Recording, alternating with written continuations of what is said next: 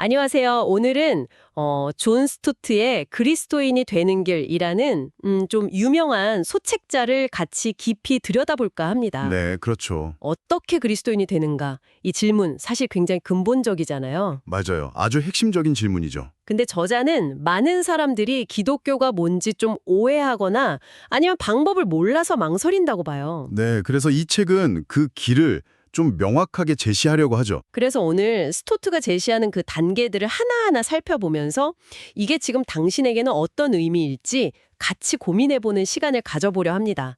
바로 시작해볼까요? 좋습니다. 이 책은요, 일단 우리 인간이 처한 어떤 근본적인 문제 상황부터 짚고 넘어가요.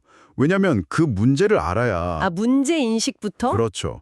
그래야 해담의 필요성도 좀 절실하게 다가오니까요. 어떤 문제인데요, 구체적으로? 저자는 일단 하나님을 완전한 빛으로 묘사해요. 순결함, 거룩함 그 자체. 빛. 네. 그런데 반대로 우리 인간은 본성적으로 어둠, 그러니까 죄 가운데 있다는 거죠. 성경에서도 계속 이야기하잖아요. 모든 사람이 죄인이라고. 네, 그렇죠. 로마서에도 나오고. 바로 그 죄 때문에, 그 어둠 때문에 빛이신 하나님과 우리 사이에 건널 수 없는 강 같은 게 생겼다는 거예요. 분리죠, 분리. 하나님과의 분리. 네. 근데 이걸 우리 스스로는 도저히 메울 방법이 없다는 거. 이게 인간의 딜레마라고 스토트는 딱 지적합니다. 그럼 이 절대적인 간극, 이걸 어떻게 해결할 거냐? 아, 거기서 이제 해결책이 나오는 거군요. 맞습니다. 그 해결책이 바로 예수 그리스도의 십자가라는 거죠. 기독교 신앙의 정말 심장 같은 부분. 네, 정확해요. 스투트는 예수님이 이 땅에 오셔서 십자가에서 돌아가신 게 이게 그냥 뭐랄까 비극적인 죽음으로 끝나는 게 아니라고 강조해요. 목적이 있었다. 그렇죠.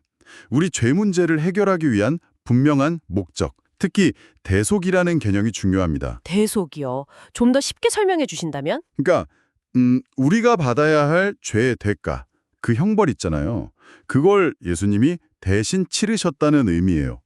마치 누가 내 빚을 대신 갚아준 것처럼요. 아, 빚을 대신 갚아준다. 이해가 되네요. 그런데 여기서 스토트가 특히 강조하는 건 그 고통이 그냥 뭐 육체적인 아픔 이런 걸 넘어선다는 점이에요. 영적인 고통. 네, 맞아요. 우리의 모든 죄, 그 어두움을 예수님이 다 짊어지셨다는 거예요. 그래서 하나님과의 완전한 단절, 그 영적인 고통을 겪으셨다고 봐요. 나의 하나님, 어찌하여 나를 버리셨나이까? 이 외침이? 바로 그 깊이를 보여주는 거죠. 그리고 십자가에서 다 이루었다고 하셨을 때 네, 다 이루었다. 그 선언으로 구원의 길이 완성됐고 또 그때 성전 휘장이 쫙 찢어졌잖아요. 아, 네, 그 사건. 그게 바로 하나님과 우리 사이의 장벽이 허물어졌다는 상징적인 증거라고 설명합니다. 그리고 부활은 이 모든 구원 사역이 성공했고 하나님께서 그걸 기쁘게 받으셨다는 최종 확증인 셈이고요. 와, 정말 놀라운 설명인데요. 그리스도께서 길을 다 열어놓으셨다. 그렇습니다.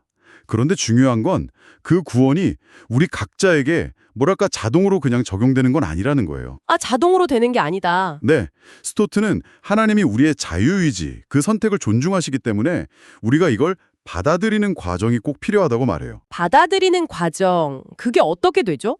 크게 세 단계로 요약할 수 있어요. 첫째는 인정하는 거예요.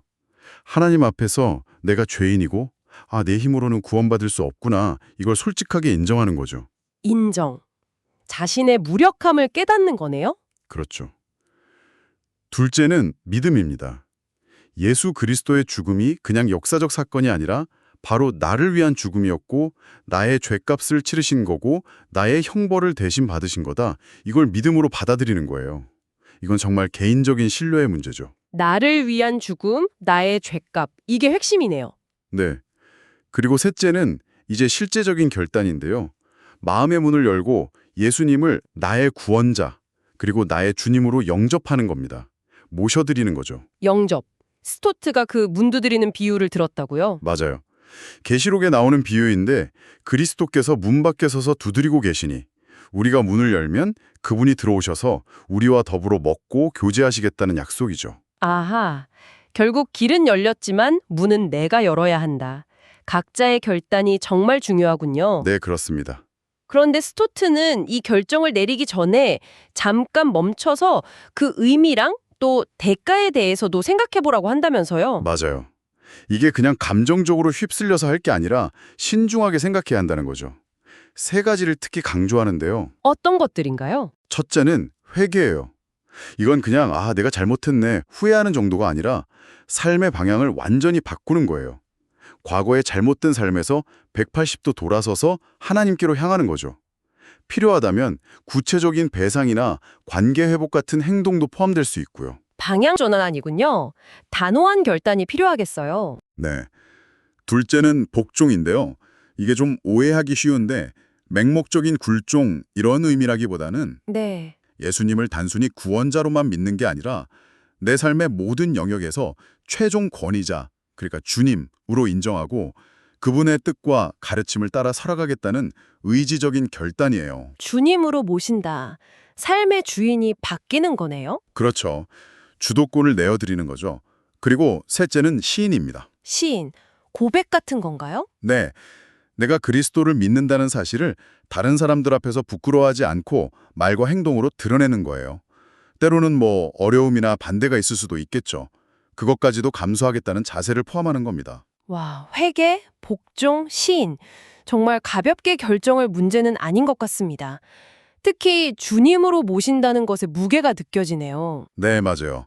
그래서 신중하게 생각하라고 하는 거죠. 그럼 이 모든 걸 다 이해하고 정말 진심으로 결단한 사람에게 스토트는 그 다음엔 뭘 하라고 제안하나요? 일단 조용한 곳에서 하나님께 진심으로 기도하라고 권해요.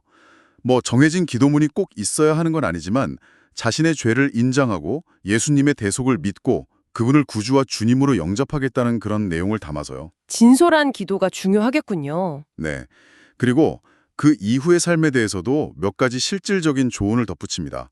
예를 들면 자기가 이런 결정을 했다는 걸 다른 신뢰할 만한 그리스도인에게 이야기하라는 거. 혼자만 간직하지 말고요. 네. 그리고 신앙생활이라는 게 막 감정에 따라 오르락내리락 할 수 있잖아요. 그러니까 그런 감정보다는 변함없는 하나님의 약속, 예를 들어 아까 말한 계시록 3장 20절 같은 약속의 말씀을 붙들라고 조언하고요. 감정이 아니라 약속을 믿어라. 그렇죠. 또 혼자 신앙생활 하는 것보다는 교회 공동체에 속해서 함께 배우고 성장하는 게 중요하다고 하고요.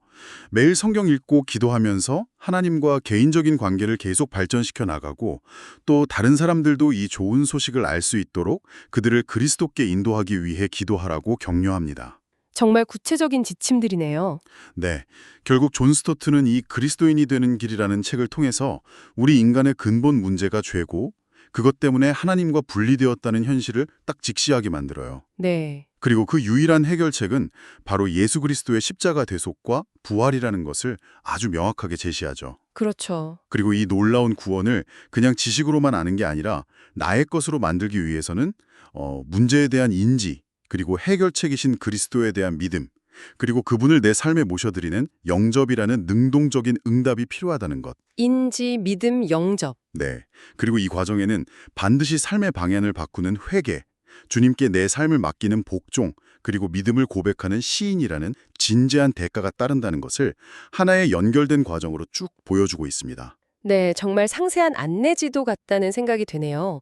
그리스도인이 되는 여정을 아주 단계별로 명료하게 설명해 주고 있어요. 맞습니다. 오늘 저희가 살펴본 이 스토트의 설명처럼 어쩌면 하나의 정해진 길을 따라야 한다는 이런 관점이 또 요즘처럼 다양한 생각과 가치관, 또 여러 길이 공존하는 시대를 살아가는 당신에게는 어떻게 느껴지시는지 한번 조용히 스스로에게 물어보는 것도 꽤 의미 있는 성찰의 계기가 되지 않을까 싶습니다. 네, 좋은 질문인 것 같습니다. 오늘 저희의 탐구는 여기까지입니다.